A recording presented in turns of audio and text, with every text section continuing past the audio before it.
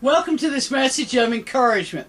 Today I wanted to talk about guns in the church. But before I get started, I always like to ask those of you who are watching to please lift others up in prayer. The Bible instructs us to pray for other people, to pray for our nation's leaders. There are those that have lost a loved one, those that have that are facing surgeries, those that have lost a pet, that are having financial problems. There are so many needs out there in the world that everybody needs to be lifted up in prayer. So today I wanted to talk about how I feel about guns being brought into the church by the congregation. They're just about all the churches now are having to have cameras, security systems, and they're having to have somebody to monitor the cameras during the church services because there are still those with mental problems that are, coming into the church, like they've done in the past, and are having a shootout. And so I wanted to talk about how I feel about guns being brought into the church. I do not like guns being brought into the church. I hate that guns are being brought into the church. But the fact is, in this day and time that we are living in, it is a necessity. I mean, in order to defend yourself, there are so many wackos out there in the world. Anytime you're watching TV, you'll see all these commercials about all this psychotic medication for those that got bipolar, depression, anxiety. They put all these people out there on all this, psychosis medication, and then they go off. It makes them crazy, and they go off on the general public and end up going into places like the church and, getting in their minds, they want to shoot the place up. And I'll be the first to admit, if somebody was to walk into our church with a gun, I would be the first one on the floor with my gun drawn. I mean, I would have, my gun would be drawn. I would be on the floor, but my gun would be drawn because I would protect myself and my family. And like I said, there are just so many wackos out there in the world now being turned loose on the general population that we have no choice but to defend ourselves, to defend our families, because law enforcement can't babysit us 24 hours a day.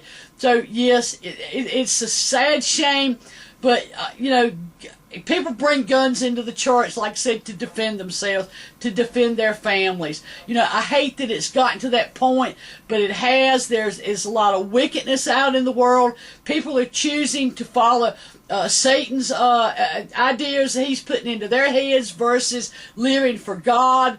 So there's a lot of evil out there in the world, and there are those that are listening to these doctrines of demons that are out there in the world, and people are, they have this kill mentality. They got to kill something, got to kill somebody, got to kill an animal. It's that kill mentality.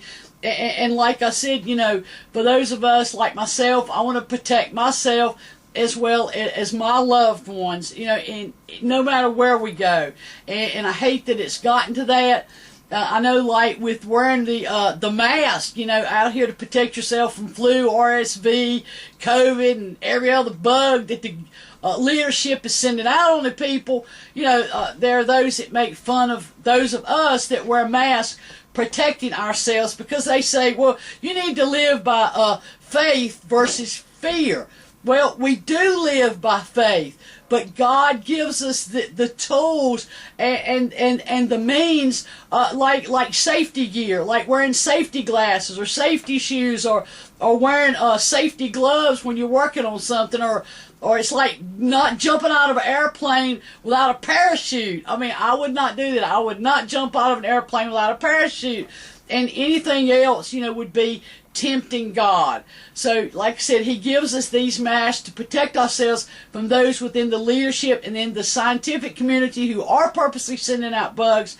And so we do have a responsibility to, protect ourselves when God gives us the means to protect ourselves. And when we don't, that is tempting the Lord. Just like when Satan was tempting Jesus, he said, throw yourself down And you know, Jesus said, no, you know, do not tempt the Lord thy God. And so, you know, I would not want to do that either. So, yes, I live by faith and not by fear, but I am going to do all that I can and use all the means that the Lord gives me to protect myself. So I hope that this message has been encouraging to you.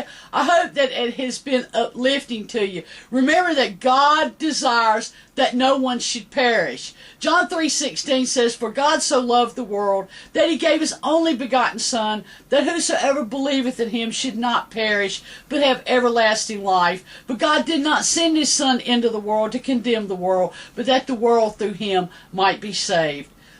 Lean upon the Lord. Follow the Lord's instructions. God bless. Stay safe.